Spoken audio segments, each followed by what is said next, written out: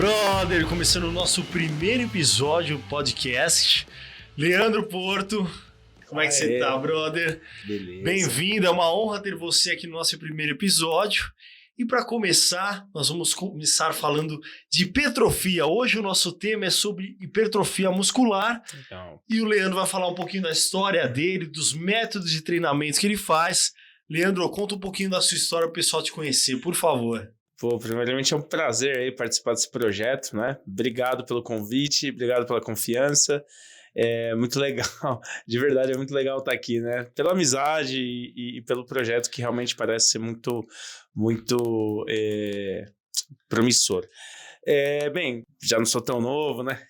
Tenho 38 anos, sou formado em Educação Física, tanto em licenciatura quanto bacharel, né? Faz quanto tempo que você formou, Leandro? Ih, já tem sete, ó. Imagina, já tem 9 anos, eu me formei em 2015 no bacharel e há 10 anos eu me formei na licenciatura. Show! E logo depois eu fiz uma especialização, né, trabalhando com treinamento desportivo. Então é interessante que eu, antes de vir pro wellness, né, de maneira geral, eu comecei com alto rendimento, né, trabalhando com esporte, trabalhando no handball com as equipes adultas, né, de handball da Metodista São Bernardo. Você mesmo foi atleta, não foi, Leandro? Fui atleta de futebol, que não tem nada a ver com handball, né, mas acabei indo pelo alto rendimento porque foi uma paixão, né, basicamente, assim, o alto rendimento e a educação física, de maneira geral, ela me mudou no processo, né, ou seja, enquanto eu estudava, minha ideia inicial era ser treinador de futebol, veja. Você morou fora e tudo, né? Conta um pouquinho aí pra galera. Morei na Espanha, tive a oportunidade de jogar no futebol espanhol e foi muito importante para mim, né, porque hoje eu tenho uma bagagem maior, aprendi outro idioma, inclusive foi lá que eu tive... eu nunca gostei de estudar muito na época, né, quando criança e adolescente, e lá justamente foi onde eu comecei a entender um pouco melhor a vida, por assim dizer, e me criou a paixão, né, de estudar, enfim. Então eu tive a oportunidade de jogar como né, no futebol como profissional também. E logo quando eu mudei de área, né, ou seja, eu vim para educação física de maneira geral, minha ideia era trabalhar com futebol, mas aí ao longo do processo, estudando, né, principalmente fisiologia, que é uma coisa que eu gosto bastante, e acabei trabalhando com handball, que não tem absolutamente nada a ver com futebol, mas só o fato de estar na competição, de estar no rendimento, me deu um ânimo, né? Então trabalhei por 3 anos praticamente, né, nas equipes femininas e masculinas, da Metodista. Depois eu mudei, eu vim fazer um mestrado já pensando no wellness, pensando em qualidade de vida, né? Então hoje eu sou mestre em ciências da saúde e se Deus quiser, esse ano aí eu defendo meu doutorado também em ciências da saúde, né? Vai defender, com certeza. Você vê que engraçado. Preciso defender. Um cara que não gostava de estudar, fez mestrado e doutorado e agora é referência na área. Referência, né? Ainda não, eu acho, mas tô no início, né? Eu também sou além de ser personal, né?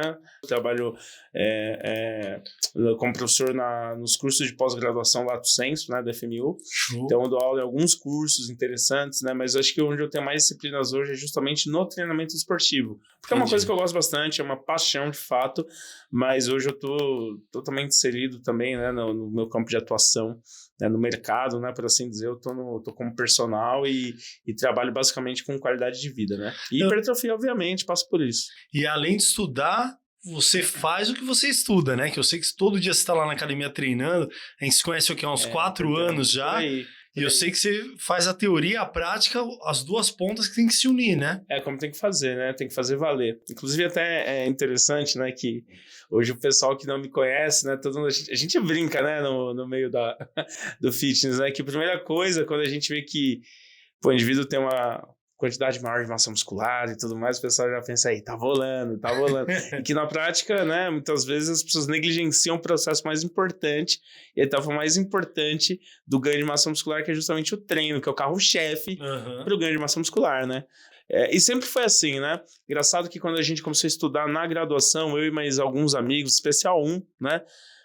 A gente sempre tentava botar em prática aquilo que a gente estudava. Então a gente ia para academia, a gente ia para o campo. E, na verdade é disso que se trata, né? De você aplicar aquilo que você vê na teoria e o que serve, o que não serve, o que se aplica, o que não se aplica. E a gente trazer aí as melhores experiências para o aluno também, né? E esse ponto da frequência é uma das perguntas que a gente tem aqui para você, Leandrão. Para uma pessoa que quer hipertrofiar, ganhar massa muscular, tem um número mínimo de vezes na semana que ela deve fazer a musculação ou outro esporte de exercício resistido? Eu vou passar a bola para você. Legal. O treinamento de força, de maneira geral, só para deixar claro, quando eu me refiro ao treinamento de força, eu falo da musculação. Perfeito. Tá? É um termo muito comum que a gente que se encontra na literatura, tá? Então, entenda pela musculação, né? São sinônimos nesse caso. Veja, geralmente ali para a pessoa que é iniciante e tal, o que se recomenda é minimamente 3 vezes por semana, né? Trabalhando ali pelo menos de 8 a 10 exercícios, né? 3 séries por grupo muscular, né? Na sessão de treinamento, né? Enfim, a carga, o espectro da carga, ele é muito relativo, ele pode variar bastante, né? Basicamente, que a literatura recomenda, né, que principalmente os posicionamentos do colégio americano, que o espectro de carga, além de ser muito grande, mas você recomenda ali 70%, né, 80% de um RM, entre 60% e 90% de RM. Aí tem um ponto importante, explica pra galera o que é um RM, que tem muita gente que não sabe. Um RM, na verdade, é a capacidade máxima de produção de força, né, ou seja, dá uma ideia, na verdade, e é possível você fazer a avaliação, né, de um RM para que esse indivíduo consiga identificar a sua força máxima em determinado exercício. Então, por exemplo... Dá um exemplo de um exercício. Você pode fazer do supino. Certo. Supino na barra, supino reto com barra, por exemplo. É possível você fazer testes, né? Tem como você fazer equação, que eu acho que é muito mais fácil, muito mais prático, muito mais usual, inclusive. Certo. Né? Ou você pode fazer testes, né, de uma...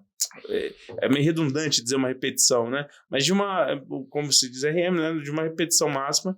Então, a capacidade máxima que o indivíduo consegue dentro daquela zona de repetição. Então, se o indivíduo consegue fazer, só consegue fazer uma repetição com aquela determinada carga, significa que a força máxima dele é aquela, é de um RM. Perfeito. Então, se a gente coloca 70% de um RM, é 70% relacionado à força que ele produziu naquele teste de um RM. Entendi. Entendeu? Que é uma referência, porque fazer as coisas sem referência é mais difícil, né? Exato. É possível você utilizar outras formas também, né? Repetições de reserva. Então, por exemplo, se você seleciona ali entre 10 a 12 repetições, né? E você termina fazendo 12 repetições, conseguindo fazer 14 ou 15, então você tem 3 repetições de reserva, por exemplo. Entendi, é uma das possibilidades. Entendi. É muito comum esse tipo de prescrição, inclusive. Então, depende, né? Mas o percentual de RM, eu vejo que... por incrível que pareça, eu vejo poucas pessoas utilizando. Certo. Né? Mas é possível, é uma das formas de prescrição. Mas o que a literatura ali recomenda, basicamente, se a gente for olhar ali, principalmente no colégio americano, na NASCAR também, a gente observa geralmente as recomendações de intensidade pelo percentual do RM. Ou seja, para uma pessoa que quer hipertrofiar, se fizer 1 ou 2 vezes na semana, acaba sendo pouco, né? Pouco eficiente.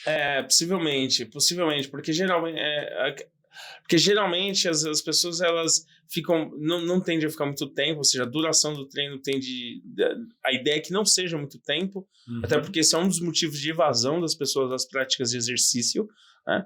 Então, o que a gente observa, de fato, é que realmente 1 ou 2 vezes por semana, os ganhos são muito discretos quando comparado ao indivíduo que faz minimamente 3 vezes por semana. Certo. Né? E para o indivíduo que acabou de começar, acabou de entrar na academia agora, ele tem toda aquela adaptação neural, depois eu queria que você comentasse um pouquinho também. Legal. Mas depois de quanto tempo você pode falar, agora definitivamente a gente vai entrar na fase de hipertrofia? Precisa de um tempo inicial? Quanto tempo seria? Existe isso? Não, na prática ele... para deixar muito claro algumas coisas que, nesse sentido, que acho que são importantes esclarecer, essencialmente, não existe treino para hipertrofia. A hipertrofia ela é um fenômeno biológico decorrente do treinamento de força. O que eu estou querendo dizer com isso?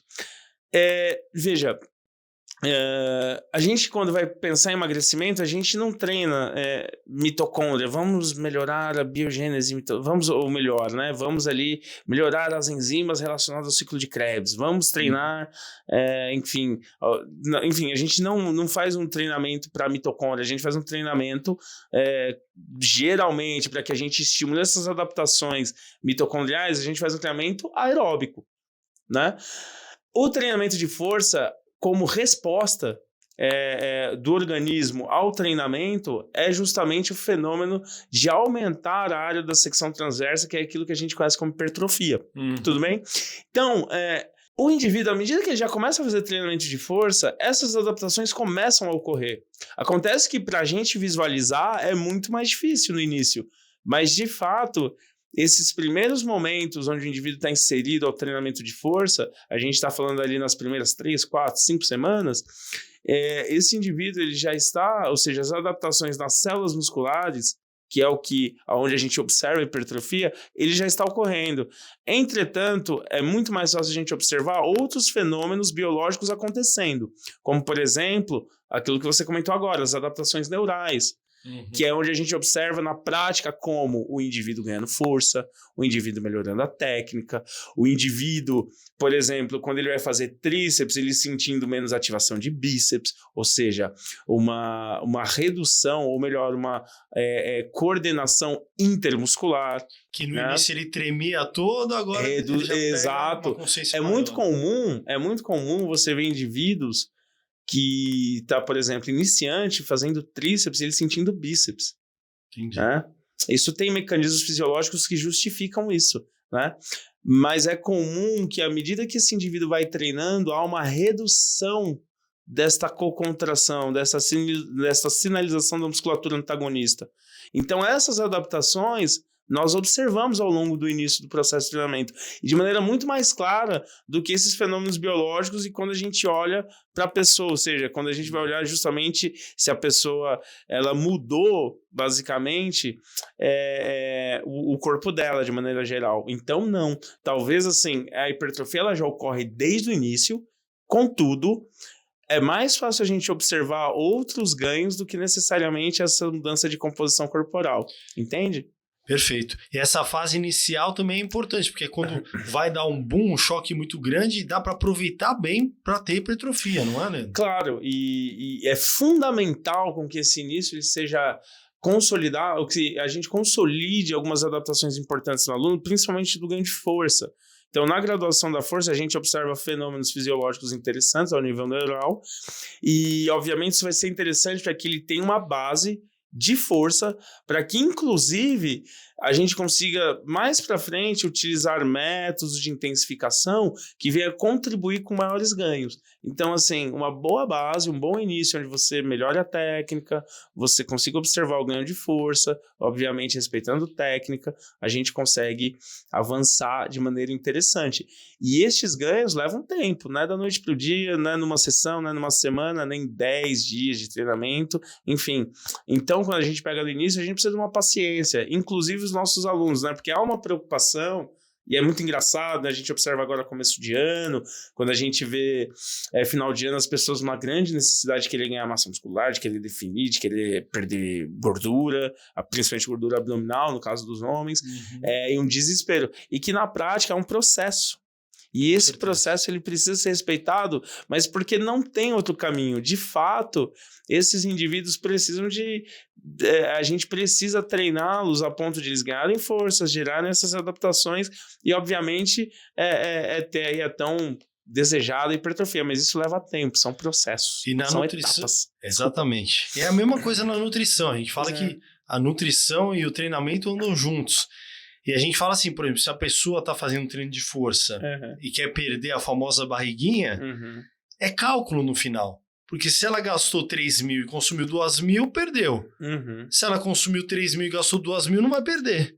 Então ela pode se matar no treino, mas se a alimentação não está junto, ela vai acabar não perdendo. Ganha força, tem condicionamento, mas a barriga vai continuar lá. É até interessante, né, com relação ao gasto energético. Tem muitos estudos interessantes mostrando, por exemplo, o HIIT. Eu sei que está fugindo um pouco do escopo, né, do nosso tema, mas a ideia é muito louco, né? A gente vê determinados métodos de treinamento, por exemplo, intervalar de alta intensidade, tem estudos mostrando ali que com HIIT ali, né, com intensidades ali 120, 140% do VO2 máximo, ou seja, intensidades altas, uma densidade importante, né, em alguns casos. E Leandro, só te cortando um momento, falando do HIIT. O HIIT você pode aplicar ele para musculação ou ele serve só para o cardio? Explica isso pra gente. O HIIT ele nada mais é que o treinamento intervalado de alta intensidade. Ele tem uma característica, basicamente, de resistência, né? Principalmente, beleza, você vai ter boas adaptações de resistência aeróbia e de resistência anaeróbia elástica. Mas eu não vejo, assim, para o cara que pretende fazer a musculação e ter ganho de massa muscular, eu não sei se é tão interessante. Entendi. Né? Obviamente que o indivíduo deve fazer treinamento aeróbico, né?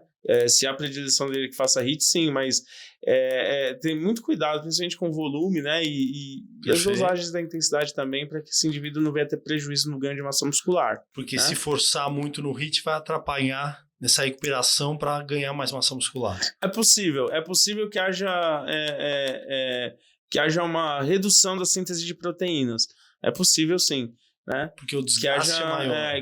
Que haja um sinal. Pensando ao nível celular, de maneira clara, só para a gente não aprofundar muito nisso, porque eu sei que é um pouco mais complexo, mas é possível que haja, sim, uma redução da síntese de proteínas e, obviamente, a gente fala de hipertrofia, a gente fala de síntese proteica, é possível que o indivíduo venha a ter ganhos mais discretos. Não que ele não venha a ter ganho, mas pode ser que haja, assim, uma inibição dos ganhos, de fato. Talvez para algumas pessoas vai reduzir mais o ganho nas pernas, talvez, porque vai desgastar mais. Eu acho que de maneira geral, tá? Tá. Eu acho que de maneira geral. O gasto calórico, né, que essas pessoas têm no treinamento, elas não necessariamente suprem aquilo que ele vai se alimentar. Basicamente, não se cruzam nessas variáveis de dieta e treino, porque... Aliás, é até ruim para a pessoa que quer treinar, que leva até como punição o exercício, né? Levando em consideração que um pedaço de pizza ali de calabresa, ali sem mussarela, já tem equivalente a 400 quilocalorias, ou aproximadamente isso. Se o cara come 3 pedaços, que é o normal, o cara, para fazer o treino de 1.200 calorias, eu vou te falar que o cara tem que ser um monstro. Então, não bate, né? E imagina se é uma mulher bem magrinha, que tem o basal de 1.200 sem comer 3 pedaços de pizza. Aí já matou o basal dela. São coisas... Em uma refeição, né? Então, tudo isso tem que estar bem calculado. Pois é. Tem uma outra variável que eu queria te contar, que é a CPK, que a gente usa muito no exame de sangue, né? A creatinofosfoquinase. Que a gente fala assim, se o treino for xoxo, não vai dar estímulo direito para hipertrofia. Mas se for demais, vai catabolizar. Então, eu pego muitos pacientes que estão com a CPK muito estourada, né?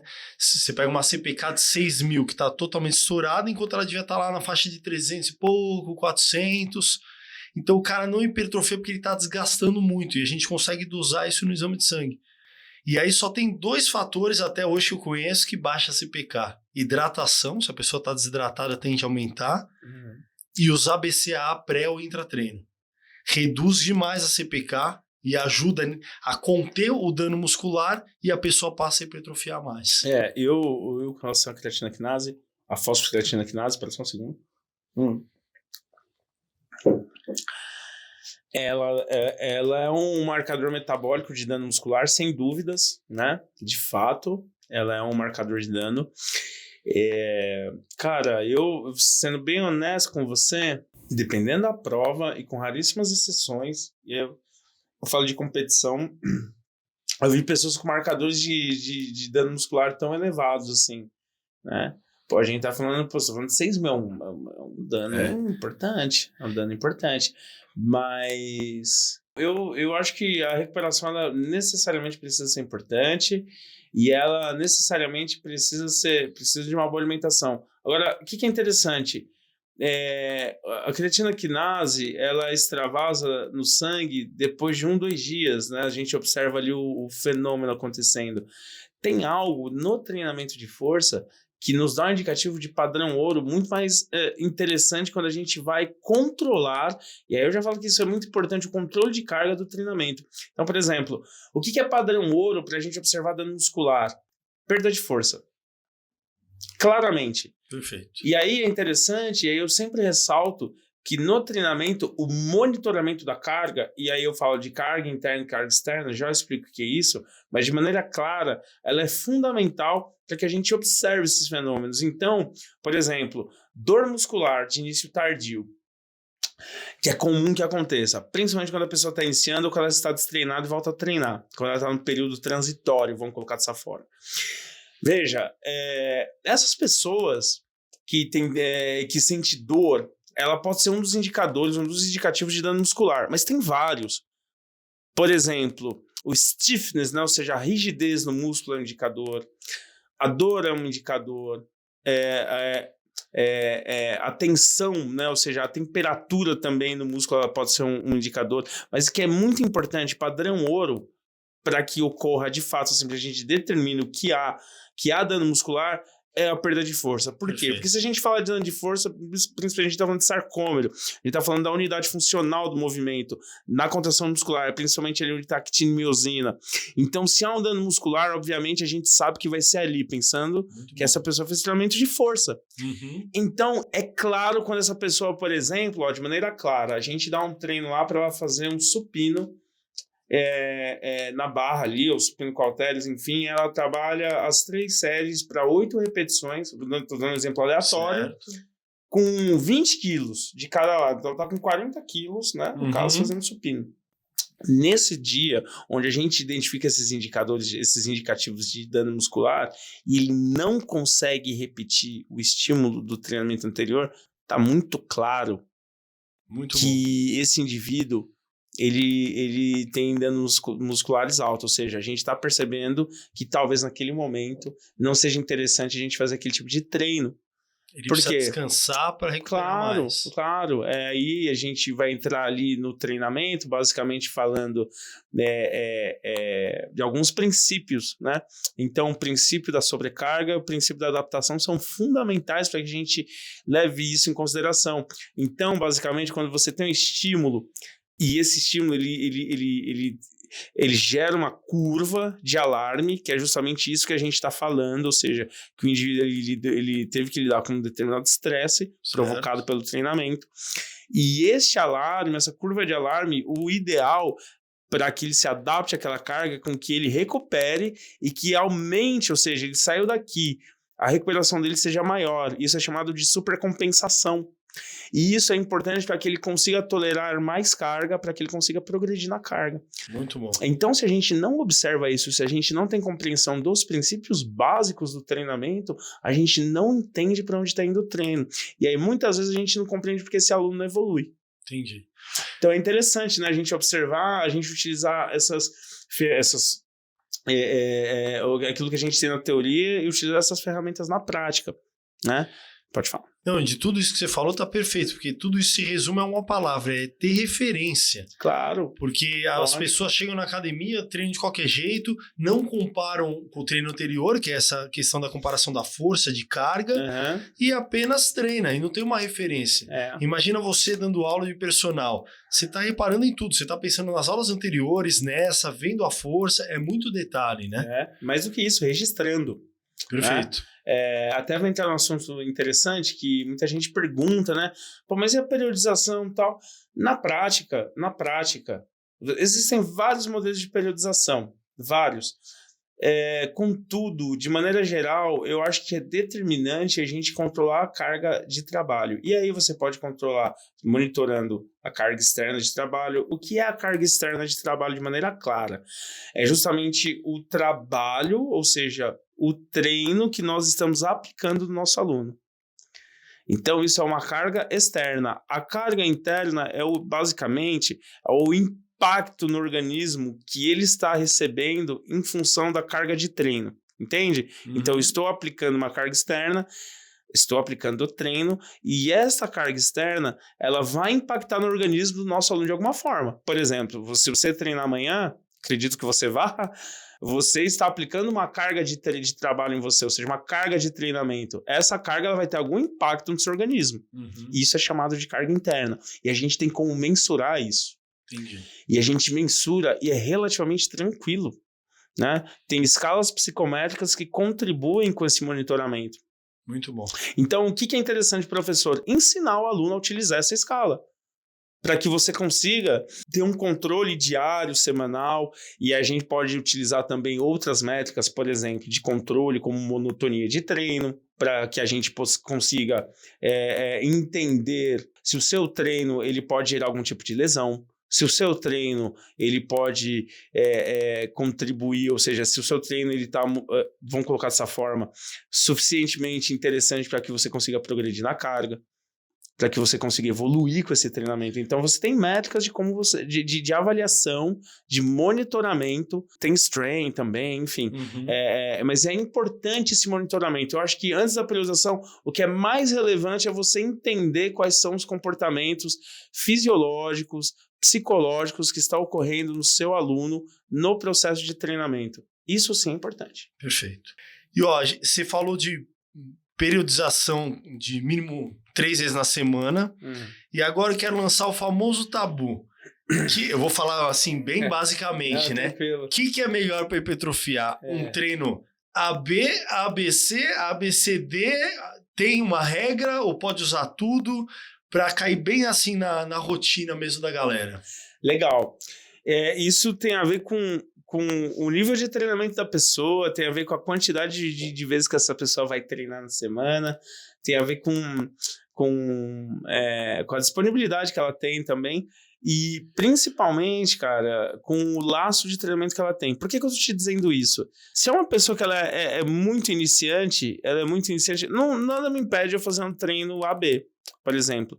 Mas talvez eu possa fazer um treino AB que eu mude determinados exercícios, mas que contemple o mesmo grupo muscular. Mas ainda assim, este AB ele provém geralmente do aumento progressivo do volume de treino. Então, por exemplo, para ficar mais claro, eu tenho um aluno que ele está iniciando na musculação. Este aluno, ele nunca treinou. Então, eu vou passar um treino, eu vou passar um treino geral, o pessoal fala full body, né? E aí você coloca um treino que eu acho que é bem interessante, você alternar segmentos, ou seja, trabalhar ali determinado momento, primeiro exercício, exercício da cintura escapular, exercício da cintura pélvica, exercício do core, por exemplo. Vai, supino, agachamento da máquina e abdômen. Isso é um alternado por segmento. Eu estou alternando por segmento. Tudo bem? Isso é interessante. Mas aí vamos supor que esse indivíduo faça 9 exercícios nesse treinamento. Então ele fez lá um para o peito, um para especial quadríceps, outro para abdômen, outro ele faz para costas, depois para posterior de coxa, depois para lombar, depois ele faz para ombro, depois ele faz, sei lá, para glúteo e depois ele faz ali mais um para abdômen. Certo. Por exemplo. Este cara, possivelmente, pelo fato de ele não receber esse estímulo, é muito possível que esse indivíduo ele tenha já alguns desconfortos para que ele consiga recuperar para a próxima sessão. Vamos supor que ele começa na segunda-feira, ele vai tentar fazer quarta e sexta. É possível que pelas poucas adaptações, primeiro, o tempo de síntese proteica dele vai ser um pouco mais longo, o pico da síntese de proteína vai ser mais longo, a recuperação dele vai ser mais demorada.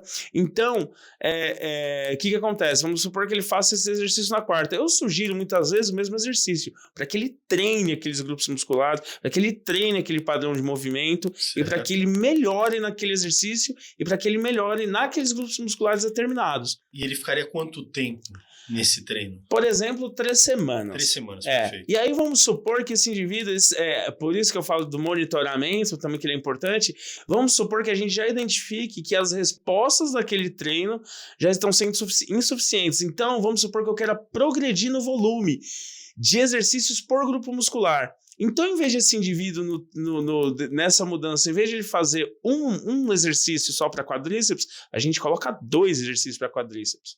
Perfeito. E assim sucessivamente, vai ter um momento que ele vai precisar de necessidade de 3 exercícios para quadríceps, para dominância de extensores do joelho. E aí vai chegar um momento que o treino vai estar tão grande que a gente não vai conseguir colocar numa sessão. E aí a gente separa por treino A e B. Muito bom. E a gente começa a separar o treino por grupos musculares. Faz sentido para você essa progressão? Perfeito. É mais ou menos nesse sentido. Muito bom. Então, se a gente coloca com iniciante, por exemplo, um treino ABC, um exemplo, um clássico, putz, o cara vai fazer o A na segunda, você colocar 3 exercícios de peitoral, este cara vai ter um desconforto absurdo e trabalhar também com cargas muito baixas 3 exercícios. Então, talvez as adaptações elas podem ser negativas para aquele indivíduo naquele primeiro momento. E meio que a gente pode falar que ele queimaria um estímulo que ele poderia ter dado a mais do treino A ou AB, se ele fosse direto para o ABC. Porque depois um ABC, você não vai jogar um A, um AB. Você teria que jogar antes. É possível. Daria pra fazer. Tá. Mas assim, é possível. Só que, além de você queimar etapas, talvez as adaptações elas não sejam tão interessantes quanto seria à medida que você fosse progredindo. Perfeito, na força. Pô, imagina esse cara, a gente falou desse alarme, dessa curva de alarme, um cara que é iniciante, a recuperação dele é ruim, por quê? Porque esse cara não tem laço de treino, esse cara que é iniciante, o pico de síntese proteica dele leva mais tempo, este cara, pelo fato de ter uma recuperação mais tardia, talvez se a gente fosse jogar, por exemplo, o segundo treino A de peito, terça e quarta B e C, e na quinta outro treino A de peito, talvez a recuperação seja insuficiente. E onde a gente vai refletir isso? A gente vai observar aquele fenômeno, por exemplo, um dos, que é o de danos musculares, que talvez aquele cara não vai dar conta nem de sustentar a carga do primeiro treino. Então, as adaptações interessantes para o início, que seria justamente as adaptações neurais para que ele ganhe força, talvez a gente não observe de maneira interessante. Então, em vez de você progredir de maneira mais eficiente, não. Você prejudica a evolução do treinamento desse aluno. Perfeito. Entendeu? Não é fora do comum eu observar alunos que têm essa ideia inicial, entretanto, quando ela começa a treinar, ela percebe que talvez seja importante aquilo que você falou, mas é muito importante você explicar o processo. Isso se chama, no treinamento, o princípio da conscientização. Você explicar os motivos dos quais você está optando por aquele treino para que o aluno faça. É possível que os motivos para a ação dele aumentem. Mas eu concordo que talvez se você não tenha o conhecimento, por isso que eu sugiro sempre a busca de um bom profissional para explicar as etapas, os processos, para que faça sentido na cabeça dele, e aí os motivos para a ação aumentam, por isso que eu falo do princípio da conscientização, talvez isso seja uma estratégia. Eu não sei se deve ter, os profissionais que têm outras abordagens, mas eu não consigo ver de outra forma. Mas eu queria comentar uma postagem que eu vi de um amigo meu esses dias no Instagram. Legal.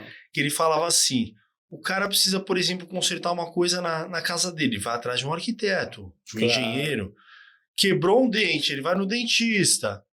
Agora, se o cara precisa de treino dieta, ele vai atrás de um blogueiro, do coach, do não sei o quê. Um cara que não tem formação, né? Isso que eu tô querendo dizer com essas palavras. Ele acha que ele vai buscar isso na internet de forma padrão ouro, né? Aquela pessoa que só tem o estereótipo, você não sabe nada que ela faz, né? Nenhum método, só mostra o corpo e mostra o treino. Aquele treino que a pessoa paga caro e compra um treino que já tá lá padrão, que para uns vai encaixar, mas para a maioria não, e não é valorizado. Então, isso a gente fica muito triste na nossa área. Acho que é igual para os dois, né? Você tem lidado muito com isso daí? Com certeza. A pessoa já... E a pessoa... Muitos pacientes caem para mim para fazer uma consulta, fazer um plano alimentar. Eu tô com esse treino que eu comprei. Quanto tempo você tá? 6 meses. Qual foi o seu resultado de 6 meses? Não tive, tô igual. Então, não é nada disso personalizado, não tem as referências, porque tem referência muito importante. Por exemplo, de referência. Eu uso, por exemplo, aqui na clínica, a bioimpedância. Então, vamos ver se ganha massa muscular ou não. Você pode usar várias coisas. Passar fita, usar adipômetro, a bioimpedância, mas tem que ter uma referência. Claro. Pelo menos o peso. As pessoas não se pesam às vezes. Como é que eu vou ajudar se não tem uma referência? E é isso que você estava falando do treinamento, né? Fazer as referências para tornar personalizado. E é engraçado que você falou uma coisa importante. Eu acho curioso, né? Porque muitas pessoas elas falam de... Não, fiz uma periodização, mas a periodização, isso no treinamento esportivo é chamado de controle da carga, ou seja, e tem microciclos que são microciclos de avaliação, ou seja, microciclos de controle. Como é que você está falando que você faz seu controle com o seu cliente, seu paciente, para analisar os ganhos? Como é que o cara fala que faz uma periodização e não tem um controle, não tem... eu falo semana porque é muito comum pessoas utilizarem microciclos como semana. Como é que não tem controle daquilo que você está fazendo? Você não sabe para onde está indo, você não sabe o que está acontecendo, você não sabe quais são os ganhos das capacidades físicas que você está trabalhando. Você não avalia. Se você não avalia, você está fazendo periodização do quê? É engraçado, né? É isso. Mas é muito louco. O que você fala é justamente isso. Passa pelo controle, com certeza. Muito bom. Eu concordo. Leandrão, diga. Vou falar a minha experiência que eu tenho com o suplemento creatina, eu quero ouvir de você também. Legal. Porque se a gente fosse escolher um suplemento focado no desempenho e na hipertrofia, seria a creatina, que a gente fala que é o melhor custo-benefício. É claro que hoje em dia é difícil falar porque aumentou o valor dela, né? Tá ficando caro, Tá ficando caro, mas ainda é o melhor suplemento custo-benefício, assim, de você ver o efeito de aumento de força, de explosão, de recuperação, né? De quem tá treinando. Você pode falar melhor que eu. E a gente sente isso na creatina. Eu não sei se você lembra, a gente fazia bem antigamente, hoje em dia a gente não usa tanto, mas aquele protocolo de saturação. Então, aquele básico que a gente fazia de usar pelo menos 5 gramas 4 vezes ao dia, por 5, 7 dias, para já saturar todo o estoque no corpo, e depois mantinha 5 vezes, 5 gramas, uma vez por dia, por um longo tempo para manter esse estoque cheio. Ou sem ser a saturação, 5 gramas diariamente, e em um mês vai saturar esse estoque para a pessoa ter mais energia, mais disposição e ajudar nos treinos. Conta a sua experiência com os alunos que começam com a utilização de creatina. Cara, a creatina, ela hoje você tem diversas literaturas aí, né? Você tem diversos papers aí mostrando consistentes, né? De maneira consistente os benefícios da creatina, né? Para melhorar o desempenho, para o treinamento de força, ela é muito importante. De fato, é um suplemento que eu acho que ele é bem interessante quando o objetivo é, no treinamento de força, você melhorar o desempenho e, obviamente, também, né, ali contribuir também com os ganhos de massa muscular de maneira interessante. A creatina, eu acho que ela, sem dúvida aí, de custo-benefício, ainda que ela esteja mais cara, e de fato está, sem dúvidas, para mim, acho que no mercado ela é o melhor suplemento aí disponível, né? E se a gente pegar 2 cenários, um aluno seu iniciante que está aumentando a força, está acompanhando todo esse aumento de força dele, e um paciente iniciante, um aluno, né? Eu falo paciente, você é aluno. Um aluno seu que iniciou, mas colocou a creatina junto. Você sente diferença de um para outro? De aumento de força maior, com ganho maior com o uso de creatina? Assim, deixa claro algumas coisas para o pessoal também não confundir, né? Eu, como profissional de educação física, eu instruo e oriento para que eles passem com nutricionista. Então, só para deixar claro que quem faz essas recomendações basicamente são os nutricionistas e não nós, profissionais de educação física. Mas eu observo, e é bem interessante, principalmente com pessoas mais treinadas, onde há um ganho maior, no sentido onde a gente observa algumas diferenças, né? Obviamente a gente enxerga no iniciante e tal, mas tem outras variáveis que também podem interferir nos ganhos de força do iniciante. Mas, obviamente, né, a literatura já mostra de maneira consistente ganhos de força e ganhos enfim, de desempenho de maneira geral, né, com a utilização da creatina. Né? Mas, assim, eu basicamente não consigo comparar, nunca fiz nenhuma comparação, nada nesse sentido, falando, olha, vou fazer uma comparação com uma pessoa diferente da outra que faz utilização de suplementação e a outra não, né? Porque tem outros fatores que também podem influenciar. Mas, obviamente, a gente sabe que a creatina, quando eles me pedem sugestão, falam, a creatina é o melhor suplemento do mercado, obviamente, sugiro que ela passe com o nutricionista, mas a creatina, sem dúvidas... Não, o que você falou já matou, porque assim, quando é iniciante, tem esses vários fatores, né?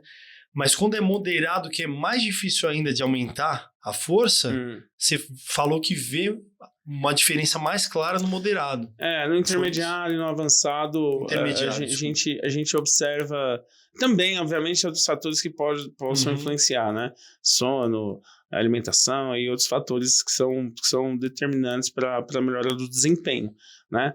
Mas de fato, assim, a gente vê que tem muitos benefícios, assim, a suplementação com a creatina, muitos benefícios. É o melhor suplemento que tem no mercado para mim, sem a menor sombra de dúvidas, né? Perfeito. Você tá usando ela agora ou não? Pior que não. Ninguém acredita em nada, né? Peguei no flagra, olha lá. Na verdade. Essa é sua já, então. Valeu. Creatina da Vitaminar. Essa valeu. Valeu, Michelzão, valeu, hein? E pra falar a verdade...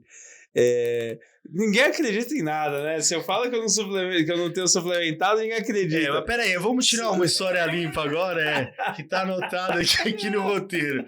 Parece que teve uma época da sua vida que você tirou umas férias, não sei se foi de 2 meses, que o pessoal fala. Quem fala essas coisas é o Nicolas, você sabe, né? Ele também vai vir aqui. 2 meses fora da academia, você subiu acho que uns 10, 15 quilos e voltou outra pessoa. Conta essa história aí, o protocolo que você usou para subir todos esses quilos. Só para deixar claro aí para galera que a gente já se conhece aí da academia, né? Ou seja, a gente treina no mesmo lugar e eu trabalho onde eu treino, por certo. Então, o pessoal, eles tendem a falar aí que, né, que eu... Enfim, mas basicamente... É muito louco. A gente sempre recomenda que uma boa alimentação, horas de sono e treino funciona. E funcionou comigo. Foi na pandemia? Foi isso? Foi na pandemia.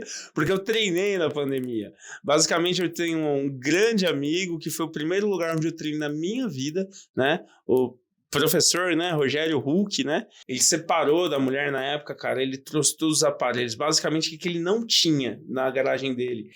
Cadeira abdutora, cadeira adutora e máquina de panturrilha. De resto, a gente fazia tudo. Então, você tinha como adaptar a flexora, você tinha a barra para fazer stiff, agachamento, supino, você tinha banco que inclinava, declinava, halter que você monta, tinha anilha. Cara, eu treinei normal. Então, ele fala comigo, Leandro, vem às 2 da tarde que você treina aí. Fica de boa, fica aí na garagem. Às vezes ele colocava uma música lá, a gente ficava conversando. Cara...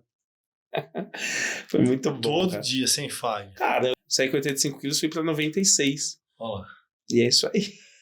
E daí dormindo com 3 bem, meses de treino, hein? Comendo, treinando, dormindo. Você vai pra onde? Então, mas aí, cara, foi por causa disso. Eu ganhei esse peso aí. Mas a galera fala que foi utilização de peptídeos. Modulação hormonal. É, o que dizem aí, né?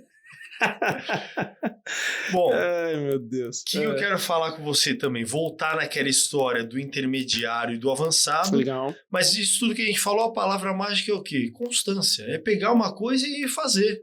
Exato. Né? Porque a pessoa faz, aí no mês seguinte fala, é que eu tive um problema, aí arruma uma desculpa para quebrar e não manter a constância do treino, da alimentação e do descanso. Exato. Olha só, tem um estudo, ou tem pelo menos 3, até brinco nas minhas redes sociais com isso, falando, por exemplo, do cara que faz um treinamento acompanhado e o que não faz treinamento acompanhado, né? Tem pelo menos uns 3 papers indo nessa direção. E eu sempre coloco ele, sempre não, vira e mexe coloco.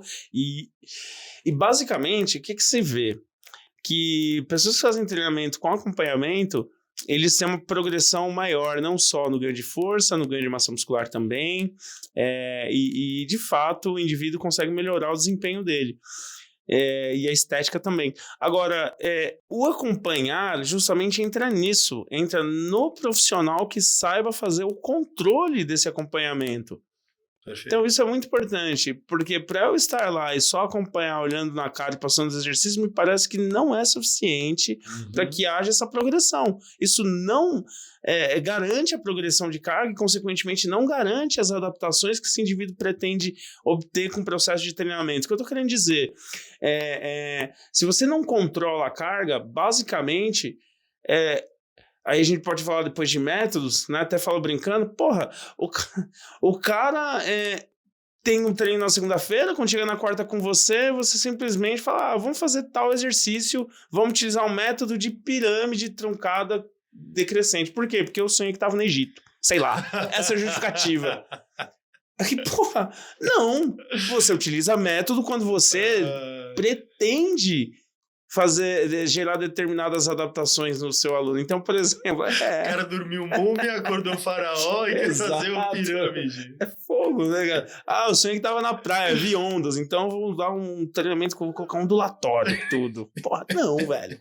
Não, o treino você precisa acompanhar. Então, por exemplo, se eu, de repente, quero romper um platô de carga, onde eu vejo uma estagnação em determinados exercícios, beleza, eu posso talvez usar uma pirâmide. Se eu observo controlando a carga, que talvez seja o momento da gente progredir, talvez na intensidade, eu posso usar métodos que privilegiam a intensidade, mas essa utilização, elas vêm de maneira coerente, porque senão você vai ficar queimando vela boa com defunto ruim o tempo todo. Eu vou dar um outro exemplo disso. A gente está trabalhando com cara intermediários, você de maneira geral, o cara que já tolera mais um volume, tolera diversas intensidades, né?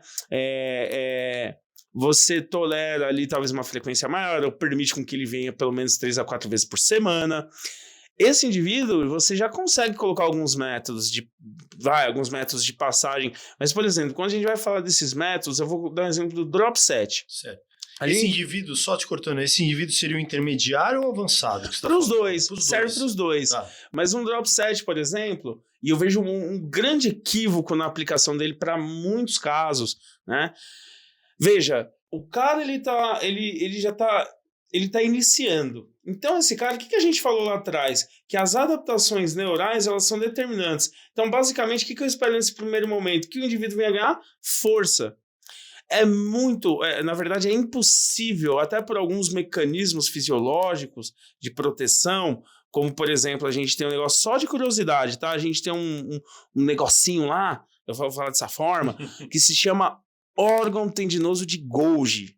Basicamente, qual é a função dele? Ele é um mecanismo de proteção, praticamente, porque ele monitora a tensão nos tendões. O indivíduo, quando é avançado, ou melhor, quando ele é iniciante, a ativação desse OTG ela é muito rápida, porque o limiar é muito baixo. Então, basicamente, qual é a função dele? Ele vai reduzir, de maneira geral, tá? Tem uma explicação fisiológica muito complexa. Mas, basicamente, ele vai inibir a força da musculatura agonista. Então, se eu estou fazendo um bíceps, ele reduz a ação do bíceps, reduz a produção de força no bíceps, e ele vai aumentar a ativação da musculatura antagonista, que é o tríceps. Justamente porque é um mecanismo de proteção. Então, esse indivíduo, ele nunca vai ter é muito difícil esse indivíduo produzir uma força alta quando ele é iniciante. Então, tem uma coisa já interessante.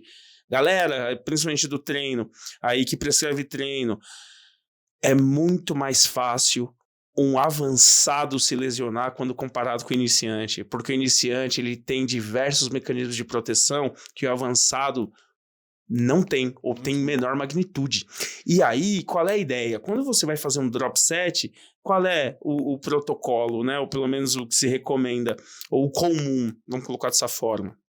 Você começa com determinada carga e você faz decréscimos, por isso que é drop, você faz decréscimos da carga, certo? Então, geralmente, ali recomendação de 20%, em alguns casos 30% da carga inicial. E aí, esse cara faz com 3 plaquinhas para fazer tríceps. Você vai fazer drop set do quê? Porque ele nem tem força. Ele nem consegue produzir força. Então, você está utilizando um método que você pode acumular volume naquele grupo muscular muito bom numa pessoa que não está apta a fazer aquele método.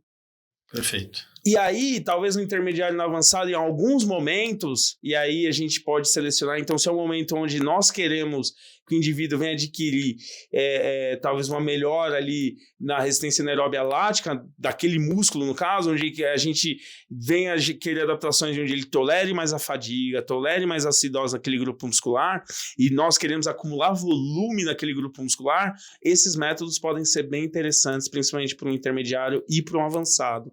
Muito bom. Por quê? Porque a gente identifica e há uma relação de dose e resposta com aumento do volume e aumento de ganho de massa muscular. Olha só que interessante. Como é que você vai se considerar treinado se você, de fato, vai mudando de exercício de maneira rotineira? Que seria aquela pergunta clássica, de quanto em quanto tempo eu tenho que mudar o meu treino? Pois é. Se eu quero hipertrofia. Como é que você vai mudar? Um dia você faz agachamento, daqui 3 semanas você vai fazer de novo. Como é que você melhora no agachamento? E você melhora, por exemplo, as adaptações que esse exercício pode promover se você não treina ele de maneira sistemática e constante. E eu tenho muitos pacientes que caem para mim. E assim, não é a minha parte do treino, mas eu tenho que saber o que a pessoa está fazendo, para ter um direcionamento do gasto calórico, de tudo. Aí eu falo, qual que é o seu treino, né? Fala básico, assim, o padrão que ele está dividido, se é ABC, quantas repetições em média, para saber o básico. E a pessoa fala, eu não sei, porque cada aula é uma coisa. A pessoa não muda toda hora. E assim, eu fico pensando, se muda toda hora, como que você vai ter uma referência se é o daquele dia que tá fazendo efeito, se é o do outro dia, se é o do outro dia? Você fica sem referência, não fica? Não é interessante, porque no final você faz exercício e não treina nada. Eu sou a favor, só para deixar claro, que o indivíduo, ele tem um repertório motor, que você melhore, que ele tem um grande repertório motor para ele executar diversos exercícios. Eu sou a favor. Agora, não justifica você mudar toda hora o seu treino se ele não se adapta ao estímulo que você está tendo. Ele vai ter mais dificuldade de se adaptar a esses estímulos que você está dando, porque você cada dia dá um estímulo diferente para ele. Isso pode não ser interessante. Inclusive, tem estudos mostrando que talvez os indivíduos tenham uma adaptação negativa quando a gente vai pensar em mudança de 3 variáveis, às vezes, no exercício ou do treino do cara, de uma vez. Certo. O que eu estou querendo dizer é que, às vezes, é interessante a gente observar, a gente controlar a carga interna, a gente controlar também monotonia e a gente mudar pontualmente algumas coisas. Mas, por exemplo, tem exercícios que para que você melhore padrão de movimento, para que você melhore amplitude, para que você melhore ganho de força, aí você vai otimização excêntrica, que acentua bastante os danos musculares, que pode ser interessante para suporte, com produto final que venha te dar suporte à hipertrofia, é muito importante. Tem exercícios que têm alta complexidade e que exigem muito tempo para que você insista e melhora nele. E aí não dá para você mudar determinadas coisas, não é todo dia, perfeito. Seu sangue tava comendo salada de fruta, então eu vou dar qualquer coisa. Não, mas você entendeu? Então assim, eu acho que exige um certo pragmatismo às vezes para que a gente faça algumas mudanças. Eu entendo que há uma vontade de mudar o treinamento por uma questão de palatabilidade, de palatabilidade, mas um pouco mais de critério nas mudanças, um pouco mais de cuidado quando a gente vai mudar o treino para que a gente não provoque tantas alterações para que o indivíduo se adapte a essas progressões de maneira mais tranquila. Leandrão, e como que nós conseguimos mensurar uma pessoa intermediária? Seguindo aí o American College, né?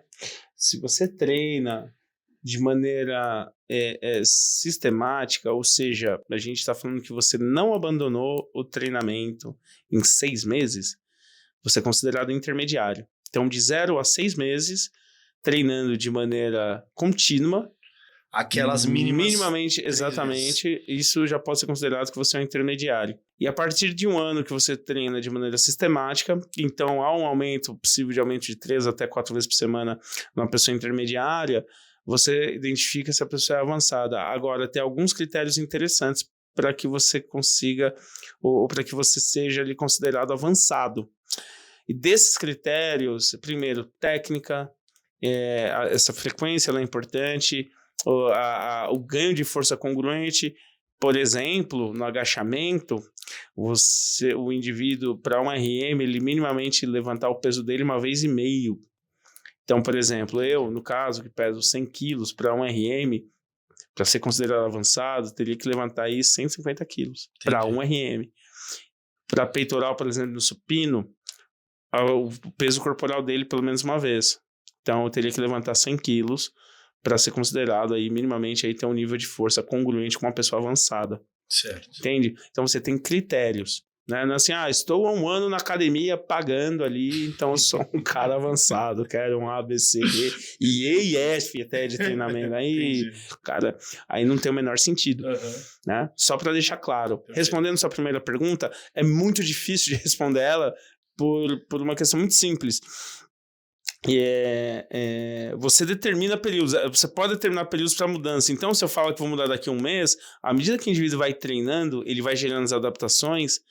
Talvez é interessante você mudar alguns pontos. Eu vou dar um exemplo de exercício. Como eu disse do agachamento, vamos supor que como intermediário você já insira um exercício, o terra, por exemplo. Aí você coloca o terra e você fala que daqui a 1 mês vai mudar o treino. E aí dentro no mesmo protocolo de treino que você coloca o terra, de membros inferiores, por exemplo, você coloca ali a cadeira extensora. Em qual exercício você acha que você vai ter uma adaptação maior? Na cadeira extensora ou no terra? Terra. No terra você vai ter mais dificuldades. Você vai ter muito mais facilidade na extensora, tudo bem? Em 4 semanas, ou até em 3, eu posso mudar a cadeira extensora do treino dele. Certo. Mas aí você vai mudar o treino porque você falou que em 1 mês vai mudar o treino, então você muda o treino total? Não. Por quê? Porque o terra com 3, 4 semanas, os caras nem conseguem executar direito ainda. Perfeito. Então, vai muito do controle, vai muito do tipo, da complexidade do exercício, né? Da dificuldade do seu aluno com a realização daquele exercício. Eu, basicamente, são exercícios relativamente mais complexos, eu insisto muito mais tempo. E esses mais complexos seriam, assim, talvez os livres e os mais básicos. Terra, agachamento... Por incrível que pareça, sim. Porque são os mais complexos da gente realizar na academia, né? Perfeito. No dia a dia. Pô, realizar um terra bem feito, bonito, um agachamento bem feito, com a amplitude necessária, com 90, por exemplo, 90 graus de flexão de joelho, ou até mesmo um agachamento mais profundo, se o indivíduo tiver mobilidade suficiente para isso, é muito difícil. Esse é um dos tabus também, né? Vou entrar nessa pergunta. Uhum. Agachamento, tem que descer até o final, tem que ir até 90, tem uma regra, você tá falando que não, né? Depende. Por exemplo, há uma produção de força com 90 graus de flexão de joelho, pensando nos extensores do joelho para quadríceps, é bem interessante. Já está bem suficiente. É possível que amplitudes maiores, ali, haja uma ativação de glúteo máximo e mínimo de maneira importante também. Mas... Desculpe te cortar, pensando na hipertrofia de membros inferiores, é melhor descer mais ou parar lá em 90 e voltar? Eu gosto da amplitude total. Tá. Eu particularmente gosto, inclusive pensando em hipertrofia regional, ou seja, hoje tem se estudado um fenômeno chamado hipertrofia homogênea ou hipertrofia não homogênea. Uhum. Então, basicamente, nesses ângulos mais profundos, é possível que haja uma hipertrofia interessante nessa parte desses músculos mais distais. Então, o que eu estou querendo dizer é que o músculo, se você estimula ele, por exemplo, bíceps ou até o quadríceps, exemplo do agachamento, há um estímulo diferente dependendo dos ângulos que você submete ele. Então, de repente, amplitudes maiores, é muito possível essa hipertrofia distal acontecer. Que seria esse distal? Explica para o pessoal. Vamos pensar, por exemplo, você tem porções do músculo. Então, se eu estou fazendo a rosca direta para o bíceps braquial, né, no caso, amplitudes menores, eles geralmente, você tem uma hipertrofia na porção medial e proximal do músculo. Talvez mais dificuldades nas regiões distais do músculo. Porque a hipertrofia não ocorre de maneira homogênea. Então, se eu estou fazendo bíceps, é meu bíceps inteiro que vai hipertrofiar. Não é o que a literatura tem mostrado. Uhum. A literatura tem mostrado que essas mudanças de ganho de massa muscular ou de hipertrofia e mudanças da arquitetura do músculo, em determinadas amplitudes, ela pode modular justamente essa hipertrofia, ou seja, de ela não ser somente proximal e medial, mas ela também ser distal. Só que isso você trabalha em ângulos diferentes. Então, há uma necessidade de você trabalhar ângulos diferentes para que você consiga ter uma hipertrofia, basicamente, em todo o grupo muscular.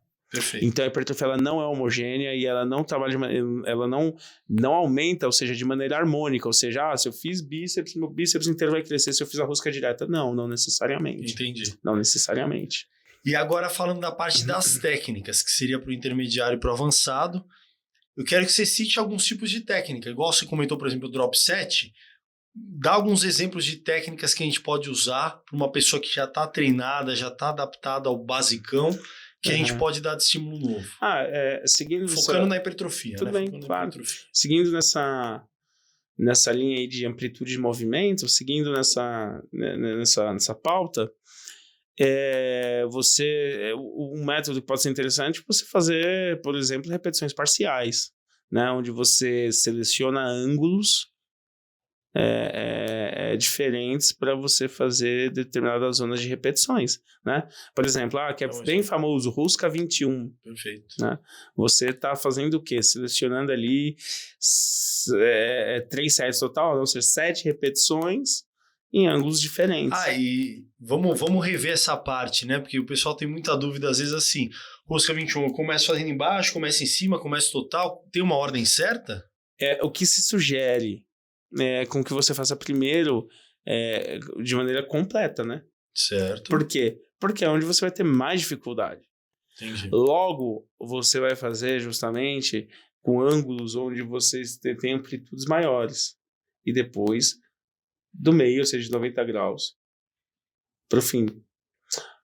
Porque faz mais sentido quando você vai fazer um volume alto, você começa do mais difícil para o mais fácil. Entendi. Não tem sentido você deixar por último o mais difícil, que é o completo, sendo que você já está numa situação de fadiga. Entendi. Onde você pode ter um prejuízo? Isso é intuitivo. Tá. Se você está com mais fadiga para fazer um movimento amplo, o que acontece?